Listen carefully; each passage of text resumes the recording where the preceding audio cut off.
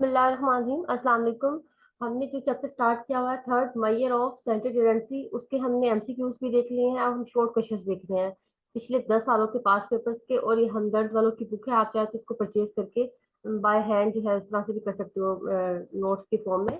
अब ये तो आपको बेसिकली ऑनलाइन वीडियो के फॉर्म में नजर आ रहा है, तो बाकी आपकी अपनी मर्जी, जैसे आपको इजी लगे, फिजिबल लगे। अच्छा जी, क्वेश्चन नंबर 26 है। Find mean of 57273। ठीक है, ये आपके पास वैल्यूज हैं पांच, और इनका हमने मीन फाइंड करना है। तो क्या करेंगे, सारी वैल्यूज को ऐड किया और एन पे डिवाइड कर दिया, हमारे पास क्या आ जाएगा, इसका मीन आ जाएगा। ठीक है, अब मीन हमारे पास क्या आया है, 4। ठीक है, नेक्स्ट आता है हमारे पास question number 27। If summation X equal to 15 N equal to 3 then find mean. अब हमारे पास समीशन एक्स भी गिवन है, एन भी गिवन है, और हमने मीन फाइंड करना है। ठीक है, तो क्या करेंगे, सिंपल क्वेश्चन है, तो सम ऑफ वैल्यूज को एन पे डिवाइड कर देंगे, हमारे पास मीन आ जाएगा। ठीक है, नेक्स्ट क्वेश्चन है, देखो बिल्कुल आसान क्वेश्चन है, छोटे छोटे से, कोई मुश्किल क्वेश्चन नहीं है। कि आप पूछते हैं ना कि शॉर्ट क्वेश्चन में कैसे क्वेश्चन आने हैं, तो आपको देखने कितने आसान आए हैं। सम आपको गिवन है, सब कुछ गिवन है। मिशन डब्ल्यू एक्स यानी कि वेटेड मीन का जो सम, और इस मिशन डब्ल्यू वेट का गिवन है, तो हमें वेटेड मीन फाइंड करना है। अब सम ऑफ जो वेटेड जो है उसका वैल्यूज का 320 40, और इस तरह से हमने वेटेड मीन का फॉर्मूला लगाया, और हमारे पास रिजल्ट आ जाएगा 8। ठीक है, बिल्कुल सेम पैटर्न के क्वेश्चन चल रहे हैं। What is the formula of combined arithmetic mean.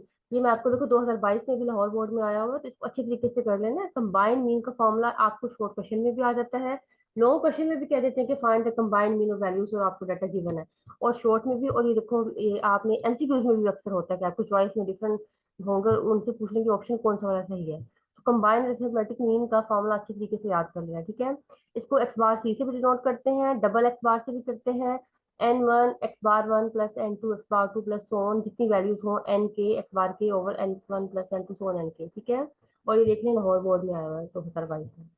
Next है, इसके बाद हमारा क्वेश्चन नंबर 30। एवरेज 70 है, नंबर ऑफ वैल्यूज n है, यानी कि एवरेज का मतलब है x बार गिवन है हमें, यानी कि x बार हमारे पास 70 है, और नंबर ऑफ वैल्यूज का मतलब है n गिवन है। अब फाइंड सम ऑफ वैल्यूज, यानी कि यहाँ पर उन्होंने वैल्यू इस तरह से ये नहीं बताया समीशन एक्स ये वो, इस तरह से कहती है आपको, बेसिकली डिस्क्रिप्शन की फॉर्म में बताते हैं। समीशन एक्स फाइंड करना हमने, तो क्या करेंगे, हम अपने मीन वाला फॉर्मूला लगाएंगे, यहाँ से एक्स बार को और एन को जो हमें गिवन था वो पुट कर देंगे, और समीशन एक्स को हम क्रॉस मल्टीप्लिकेशन के थ्रू ऑब्टेन कर लेंगे। ठीक है, समीशन एक्स की वैल्यू हमारे पास आ जाएगी 320। नेक्स्ट क्वेश्चन है, A equal to 98 H equal to 5। Summation F U हमारे पास है, और समीशन एफ है। फाइंड एक्स बार, हमने इसमें जो है एक्स बार को फाइंड करना है।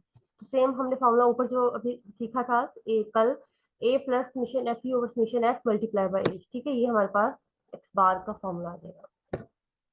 नेक्स्ट इसके बाद देखें, ये वाला भी देखो लाहौर बोर्ड में आया हुआ, ये जो पिछला है सम ऑफ वैल्यूज इस तरह से करके। अब डिफरेंट बोर्ड्स के दूसरे बोर्ड्स वाले भी आ सकते हैं आपके इसमें।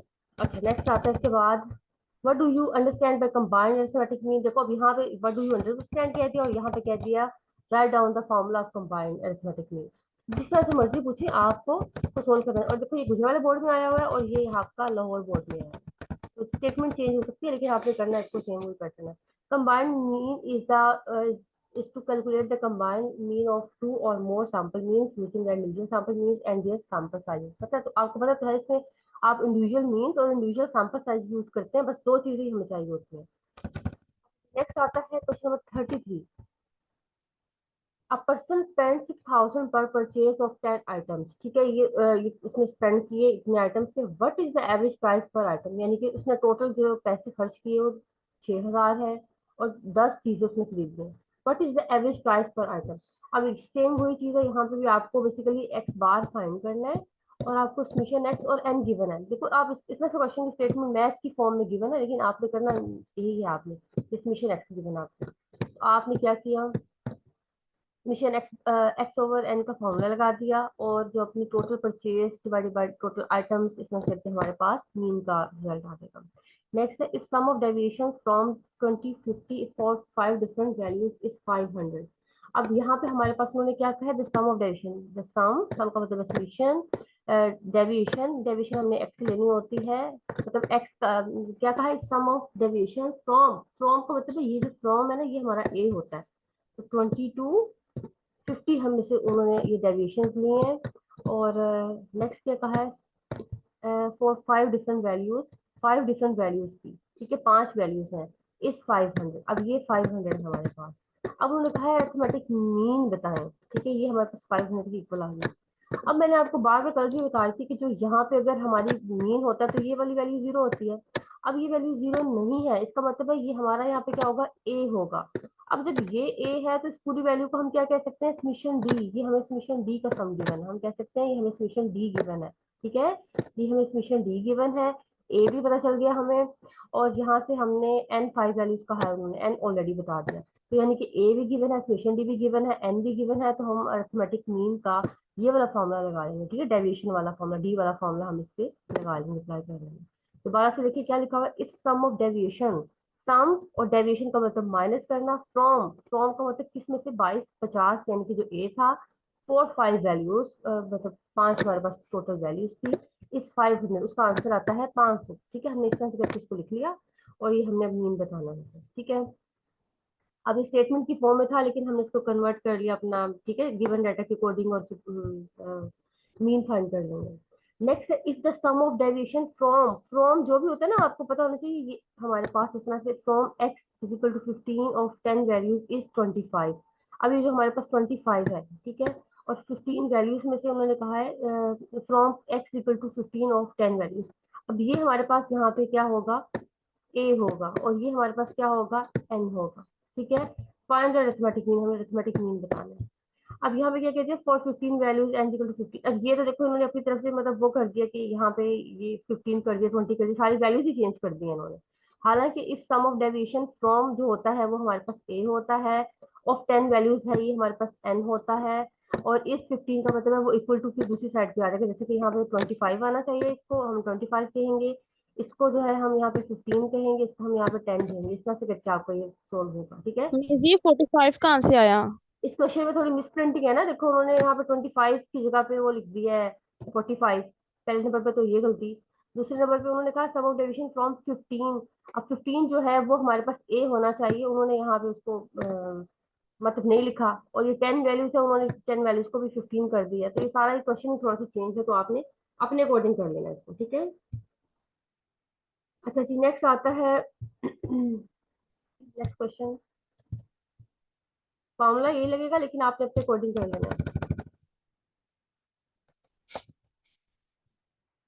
If we have summation f x equal to 308, summation f equal to 30, we calculate the mean and what is। अब ये आपको पता है अरिथमेटिक मीन ही कैलकुलेट होगा, लेकिन ग्रुप डाटा का अरिथमेटिक मीन कैलकुलेट कर रहे हैं आप। ठीक है, क्योंकि आपको फ्रीक्वेंसी वाला डाटा गिवन है, तो समेशन एफ एक्स और समेशन एफ करके आपने निकाल दिया और आपने कहना है कि ग्रुप डाटा का मीन था। ठीक है, नेक्स्ट उन्होंने कहा summation X minus 10 equal to 2.8 and N equal to find the sample mean. अभी मैंने आपको बताया जब इस तरह का डाटा गिवन होता है, अगर यहाँ पे कोई वैल्यू एग्जिस्ट करती है इसका मतलब है ये हमारे पास ए है, और ये होल जो आपका पूरा है ये समेशन डी कहलाएगा। ठीक है, इसको हम समेशन डी कह सकते हैं इंडिया में। समेशन डी का सम आपके पास 2.8 है, और एन आपके पास 5 है, ए भी गिवन है, तो आपने A plus summation D over N वाला फॉर्मूला लगाया। ए की वैल्यू है आपके पास 10, और समेशन डी 2.8, और एन आपके पास 5, इसमें से करके आपके पास ये एक्स बार का रिजल्ट आ जाएगा 10.56। ठीक है, नेक्स्ट आता है if for 10 observations summation x minus 23 is equal to minus 17, find the arithmetic mean। अब इसमें arithmetic mean बताना है, और ये n हमारे पास है 10। अब इस केस में आपको पता है ये आपके पास जब ये 0 नहीं है तो ये आपके पास a गिवन होता है। जब ये a गिवन है तो ये पूरा होल सम आपके पास समेशन d कहलाता है। ये a है और ये समेशन d कहलाएगा पूरा। अब समेशन डी -17 है, तो आपने यहाँ पे लिख लिया summation D equal to -17 and 10 है। ए हमारे पास 23 है। एक्स बार को ये डी वाला फॉर्मूला लगा। अच्छा, ये डी वाले क्वेश्चन बहुत ज्यादा आते हैं क्योंकि कंफ्यूज कर देते हैं ना बच्चों को, बच्चों को भी इस तरह क्वेश्चन आता है वो कह देंगे डायरेक्ट 23 हमारे पास नहीं है। हालांकि ऐसी बात नहीं है, मैंने भी आपको बताया अगर यहाँ पे वैल्यू एग्जिस्ट करती है तो ये ए कहलाता है, मीन नहीं कहलाता। तो इसलिए फिर आपने इसको इस तरह से सोल्व करना है, X bar equal to A plus summation D over N करके, इस तरह से आपके पास रिजल्ट आ जाएगा। नेक्स्ट क्वेश्चन है क्वेश्चन नंबर 39। तो देखते हैं, given u equal to 98। I think ऊपर रिपीट भी हुआ था, पहले भी आया था। 98 है हमारे पास, तो ये बेसिकली हमारे पास होगा a, और ये हमारे पास होगा h, और ये summation F U, summation F find X bar. अब यहाँ पे क्या करेंगे, हमने ए लिख लिया, एच लिख लिया, summation F U, summation F. अब यू वाला फॉर्मूला लगना है यहाँ पे। यू वाले फॉर्मूले में याद रखना है मल्टीप्लाई बाय एच जरूर होता है यहाँ पे, समेशन एफ यू और summation F multiply by H, और ए तो ऐड हो रहा होता है डी में भी और इसमें भी। तो इस फॉर्मूले में आपकी सारी वैल्यूज को सब्स्टिट्यूट किया तो आपका आंसर आ जाएगा। Next X bar if N equal to 10, summation U equal to, अब देखो ये समेशन एन यू बताया हुआ सिर्फ 100 है, एच 2 है और ये 50 है। अब ये बेसिकली जो आपका डाटा है ना, ये अनग्रुप डाटा इसमें से है, क्योंकि इसमें फ्रीक्वेंसी मल्टीप्लाई नहीं हुई ना यू के साथ, तो अनग्रुप वाला है। X bar equal to A plus summation U over N multiply by H, आपने ये फॉर्मूला लगा लेना। ठीक है, इसमें देखें आपके साथ फ्रीक्वेंसी मल्टीप्लाई होती तो ये इतना से था, सेम फॉर्मूला तो वही है, यहाँ पे बस एफ आ जाता है और ये एन की जगह पे समेशन एफ, और यहाँ पे समेशन यू ओवर एन हो जाएगा। ठीक है, और एच टू का मतलब ये है कि इनके दरमियान में टू टू का डिफरेंस होगा, जैसे कि वैल्यू होगी 2, फिर अगली हो जाएगी 4, नेक्स्ट 6, लेट्स सपोज 8, इस तरह की कोई वैल्यू हो रही होगी, इस तरह से डिफरेंस 2 का चलता है इनके दरमियान में, तो ये हमारे पास यू वाला इस तरह से लग जाएगा। नेक्स्ट क्वेश्चन देखते हैं, क्वेश्चन नंबर 41 में क्या है। Find the arithmetic mean when d is equal to x minus 10 and is equal to 30 और summation d is equal to 60। अब ये उन्होंने ये इस तरह से इस फॉर्म में दिया हुआ है, ठीक है, d is equal to x minus 20।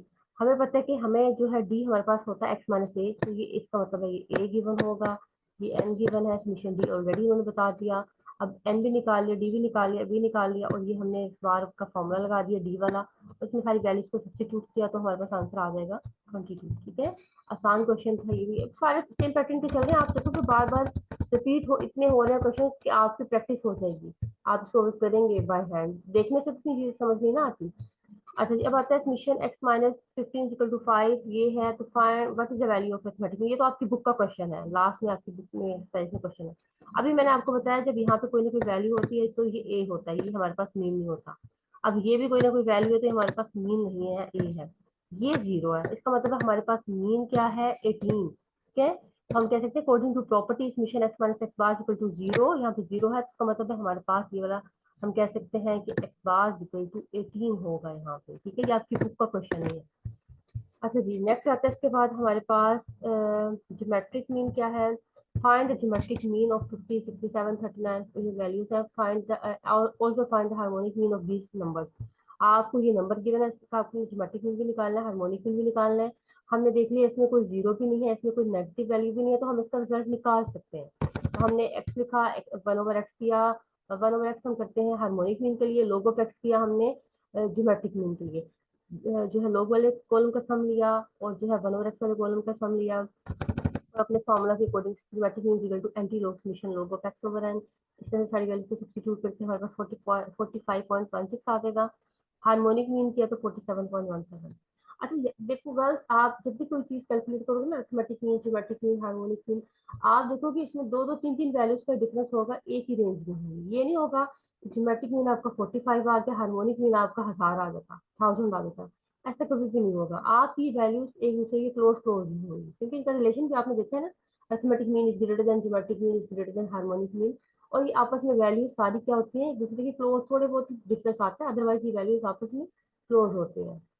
अच्छा जी, नेक्स्ट आता है व्हाट डिफाइन ज्योमेट्रिक मीन। अब देखो ज्योमेट्रिक मीन की डेफिनेशन कितनी इंपॉर्टेंट है, हर बोर्ड में हर बार ही तकरीबन आई होती है। तो the geometric mean is defined as the nth root of the product of n positive values if y1 y2 y1 are be n positive values then geometric mean is defined this. ठीक है, आप इसको लिख लेते हैं इस तरह से, फिर उसके बाद ये अंडर सी पावर था, हमने इसको y1 y2 so on 1/n की फॉर्म में लिख दिया, और उसके बाद जब एंटीलोग। भी आपकी मीन का फॉर्म ये डेफिनेशन लिखनी फॉर्मूला लाजमी लिखना है। हाँ, फॉर्मूला लाजमी लिखना है आपने जब भी, जो है देखो आपको मैं कहती हूँ डेफिनेशन, जिन डेफिनेशन की एग्जांपल्स होती हैं जैसे कि डिस्क्रीट डाटा, कंटीन्यूअस डाटा, उनकी आपने एग्जांपल जरूर लिखनी है। इस तरह का डाटा होगा तो उसके मतलब मीन, मीडियन, मोड, इस तरह की चीजें होंगी तो उनका आपने साथ फॉर्मूला जरूर लिखना होगा जब भी डेफिनेशन लिखेंगे। ठीक है, नेक्स्ट आता है ये हमारे पास ज्योमेट्रिक मीन का अनग्रुप डाटा का था, और ग्रुप डाटा में क्या है, बस फ्रीक्वेंसी का डिफरेंस आ जाता है। आप अनग्रुप का भी लिख दें तो मोर देन एनफ है, ग्रुप का ना भी लिखी तो कोई बात नहीं। ठीक है, आपने अगर वो आपको कहते हैं कि ग्रुप का भी दो तो फिर देना, अदरवाइज आप अनग्रुप का एक भी दे दोगे तो काफी है। अच्छा जी, इसके बाद आता है write down, write two properties of geometric mean. Geometric mean की दो प्रॉपर्टीज बतानी है हमने। If there are K sets each with observation and 1 2 so on g1। अब देखो ये एक बार ही आया हुआ, मतलब ये गुजरा वाले बोर्ड में, ये इतना ज्यादा इंपॉर्टेंट नहीं होगा, लेकिन फिर भी करना तो है ना आपने। Then the combined geometric mean is given by, ठीक है, ये आपके पास आ जाएगा। Next summation N log of g और ओवर समेशन एन है, ठीक है। इसके बाद आता है if there are two sets of data consisting positive values, फिर इसका हमारे पास g1 ओवर g2 इस तरह से हम लिख सकते हैं। ये भी आपने देखी है, ये हमने क्लास में पढ़ी नहीं, आपकी बुक में है ये दोनों प्रॉपर्टीज। नेक्स्ट आता है write down merits and demerits of geometric mean. अब ये मैं आपको हमेशा कहती रही हूँ कि मेरिट्स और डीमेरिट्स आपके पेपर में आ जाते हैं, आपने कम से कम दो दो तीन तीन याद करके रखना है। तो अब देखो ये हर बोर्ड में तकरीबन आया हुआ है। तो ये देखो मेरिट्स में आपने क्या लिख लिया, बिल्कुल आसान, जो हमने शुरू में 5 पढ़े थे ना मेन पॉइंट्स के, गुड एवरेज के कौन से होते हैं, वही बार पर रिपीट हो जाते हैं ज्योमेट्रिक मीन, और किसी में भी आप निकाल रहे हो उसके एडवांटेज में, जैसे कि it is clearly defined mathematical formula, it is less affected by large value, यानी कि ये याद रखना है। ये आपको एमसीक्यूज भी आ सकते हैं कि ज्योमेट्रिक मीन लार्ज वैल्यू से इतना अफेक्ट नहीं होता।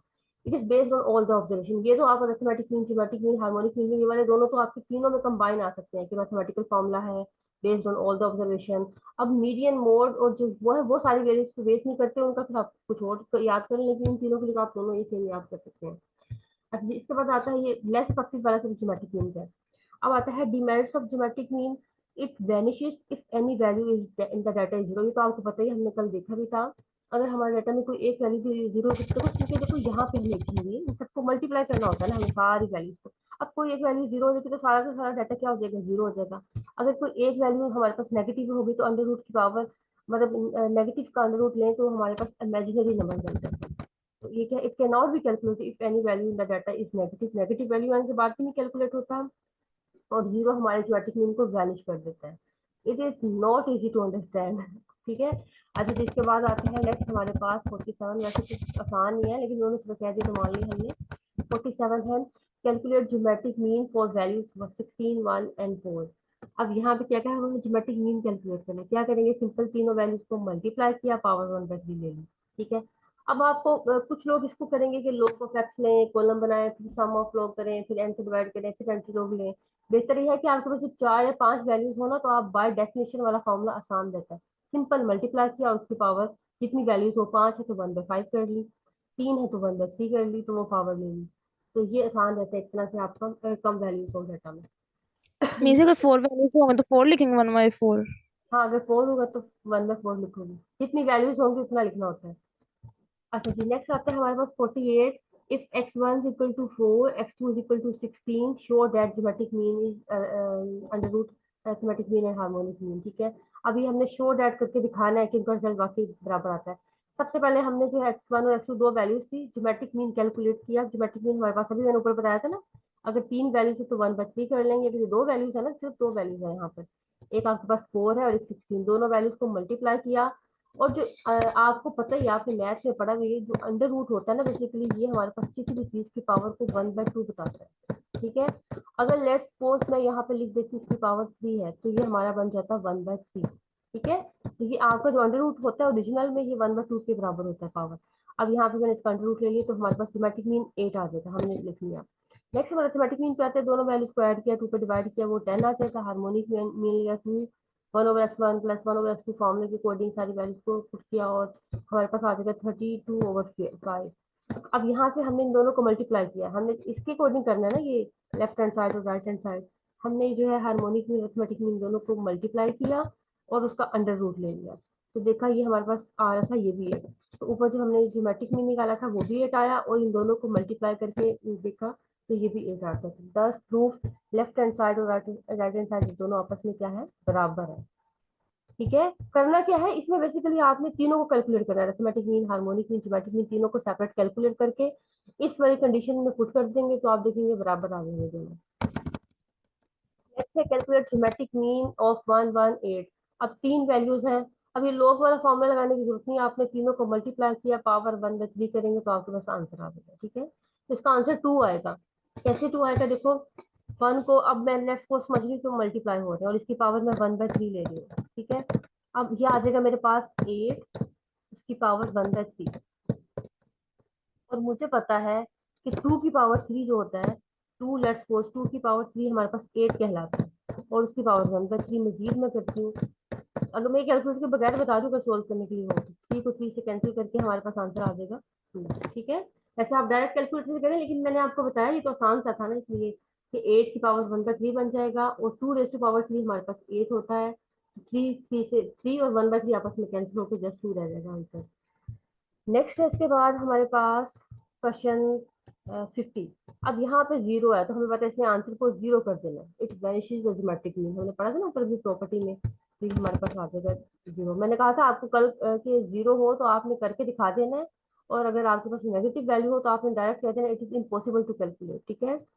अच्छा जी, इसके बाद आता है calculate geometric mean of X equal to 1 1 27। अब यहाँ पे आपके पास ये वैल्यूज हैं और 27। अब यहाँ पे भी आप ऐसे कर सकते हो, 3 रेज़ टू पावर जो आपकी 3 होती है वो 27 कहलाती है, तो 3 और 1/3 कैंसिल हो गए, आपके पास 3 आ जाएगा। लेकिन आप डायरेक्ट कैलकुलेटर से कीजिएगा, बजाय इसके कि आप लगे रहे इस तरह से टाइम। ये लाहौर बोर्ड में आया हुआ है, देखिए। अच्छा, इसके बाद आता है find geometric mean following values. 2 4 8 है हमारे पास, इसका भी ज्योमेट्रिक मीन क्या करना है, तीनों को मल्टीप्लाई किया, और ये मैंने आपको दिया भी था, ये वाला क्वेश्चन तो मैंने आपको दिया था आई थिंक दिसंबर टेस्ट में, एक ज्योमेट्रिक मीन कैलकुलेट करने के लिए, उसमें एमसीक्यूज में। वो मोस्टली बच्चों ने गलत किया हुआ था, किसी ने 16 लगाया हुआ था, किसी ने कुछ लगाया हुआ था। आप उसको देखो बाय फॉर्मूला, कोई भी क्वेश्चन आपको आता है ना, mathematic mean, geometric mean, harmonic mean, median, उसको तुक्केबाजी से ना करें। हमेशा उसको रफ पे सोल्व करके उसका फॉर्मूला लगा के उसमें सारी वैल्यूज को सब्स्टिट्यूट करके फिर करें, ताकि आपको पता हो। कोई एक वैल्यू की वजह से भी आपका आंसर गलत हो सकता है, तो उसको हमेशा करके आपने टिक करना है। ये नहीं कि बस इधर से देख लिया उधर से देख लिया, या फिर उससे कि यही हो सकता है, दरमियान वाली मिडिल वैल्यू तो यही होगी, ऐसा नहीं करना, करके देखना। अच्छा, compute geometric mean from the following data 45 this ये वैल्यूज है हमारे पास एक्स की, और हमने वो ज्योमेट्रिक मीन लगाना। अब जब इस तरह की लार्ज वैल्यूज होती है ना, इस केस में हम प्रेफर करते हैं कि हम जो है लोग ऑफ एक्स लें। अब यहाँ पे आप अगर लेट्स सपोज इन सबको मल्टीप्लाई करते हैं, उसका अंडर रूट लेते, मल्टीप्लाई करना तो चलो देखो हम कर लेंगे, 45 को 30 से करने इतनी बड़ी वैल्यू आ जाएगी, फिर उसको दोबारा 35 से करें, फिर दोबारा इस तरह से करते करते आपके पास बहुत बड़ी वैल्यू, इतनी बड़ी वैल्यू हो जाएगी कि आपको इस तरह से लिखना भी अक्सर कैलकुलेटर में नहीं खाता, आप मल्टीप्लाई करते हैं ना बड़ी बड़ी चीजों को, तो 10 रेज़ टू पावर में चले जाते हैं।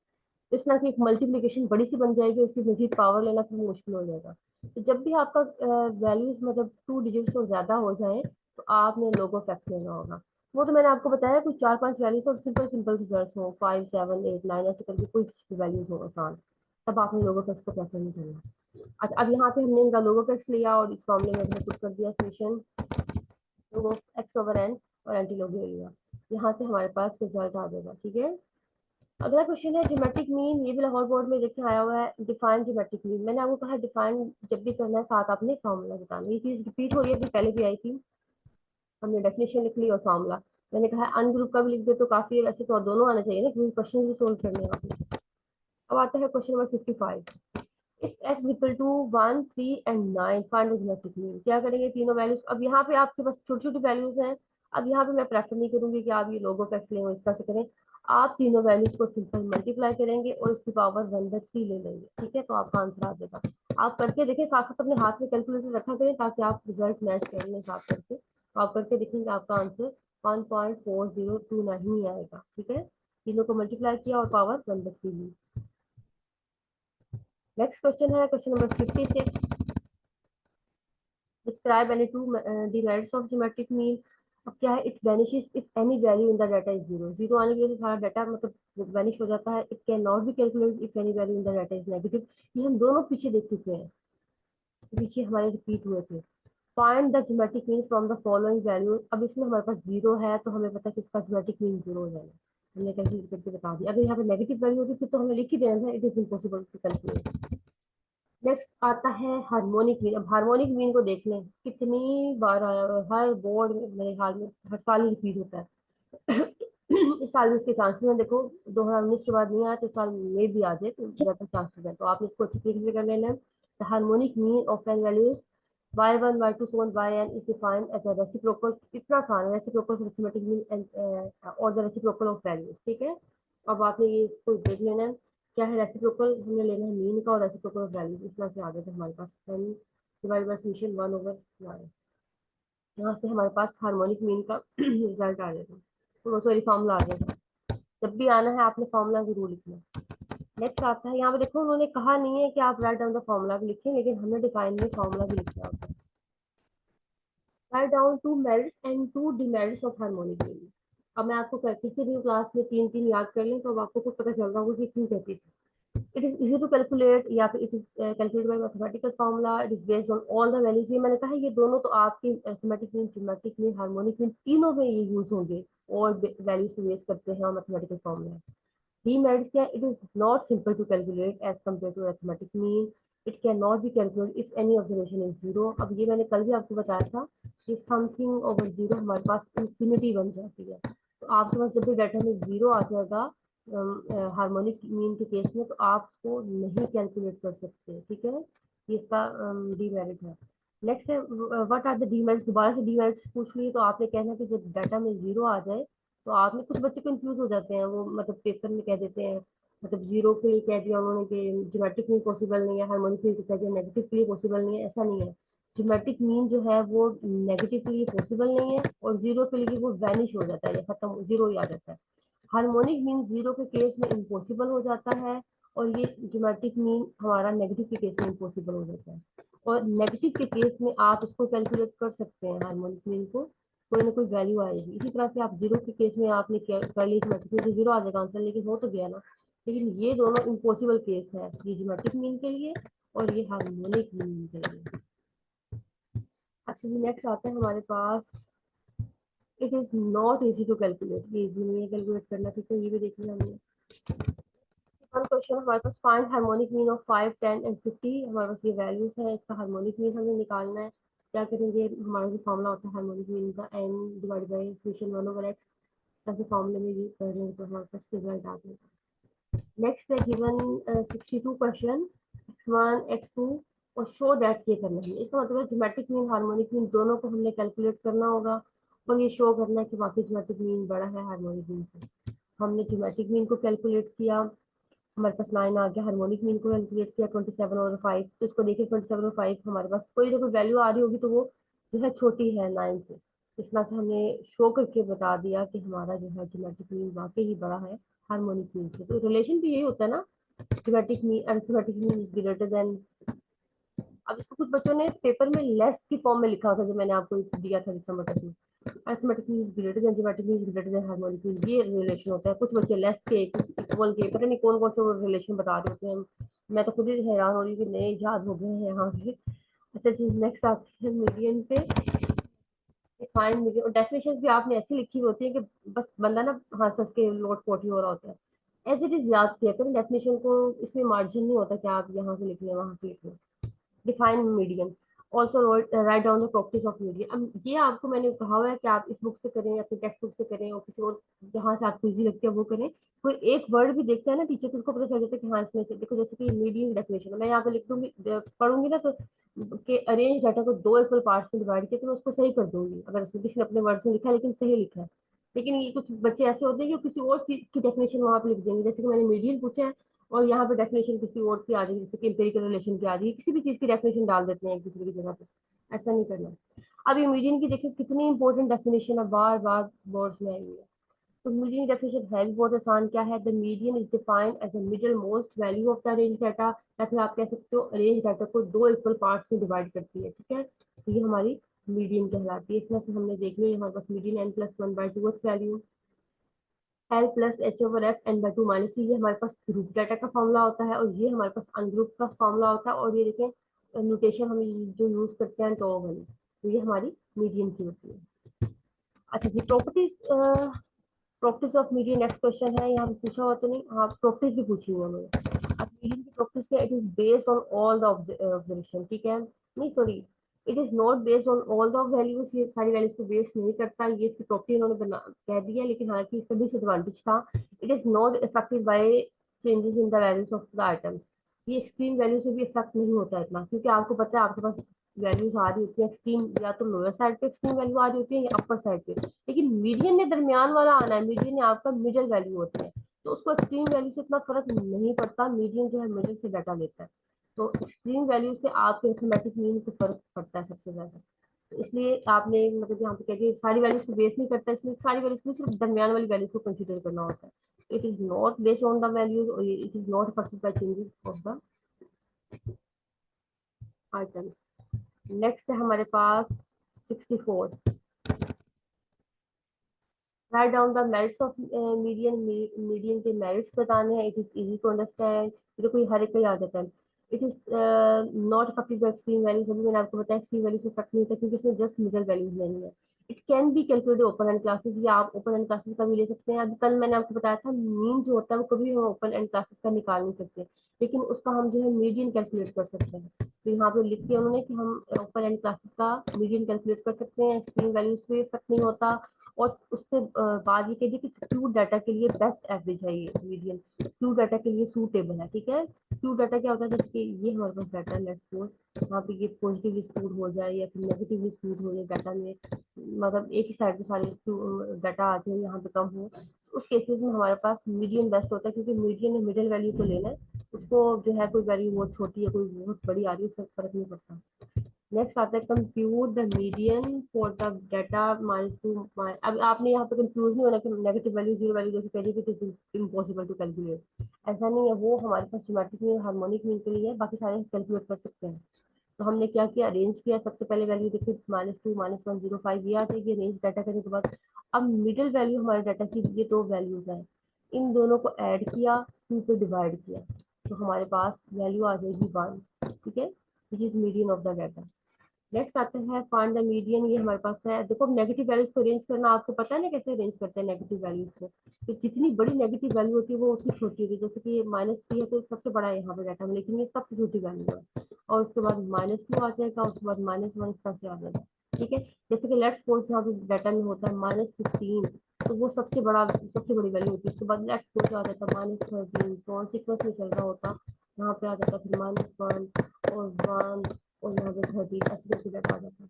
तो जितनी बड़ी नेगेटिव वैल्यू होती है वो उतनी छोटी होती है। हम अरेंज कर रहे हैं डाटा को सेंडिंग ऑर्डर में। अब ये डाटा को अरेंज कर लिया। अब यहाँ पे आपके पास बेसिकली 5 वैल्यूज है, तो -1 आपका मीडियन होगा यहाँ पे, लेकिन उन्होंने बेसिकली आपको कैलकुलेट करके बताया पूरी फॉर्मूले के मुताबिक। हमारा फॉर्मूला क्या होता है, n+1/2 वैल्यू, वैल्यू आ जाएगा थर्ड वैल्यू हमारी -1 की, वो आ जाएगा मीडियन।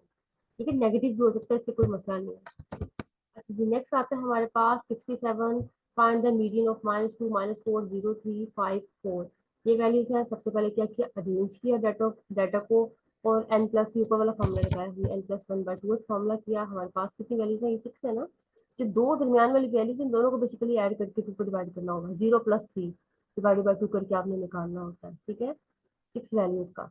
तो अब इस तरह से हमने किया, तो हमारे पास यहाँ पे ये 3 ही आना चाहिए बेसिकली। आप इसको कैलकुलेट करेंगे तो चेंज आएगा, यहाँ पे 3 ही आएगा। आप 0+3 डिवाइड बाई 2 करें तो आपके पास आई थिंक सो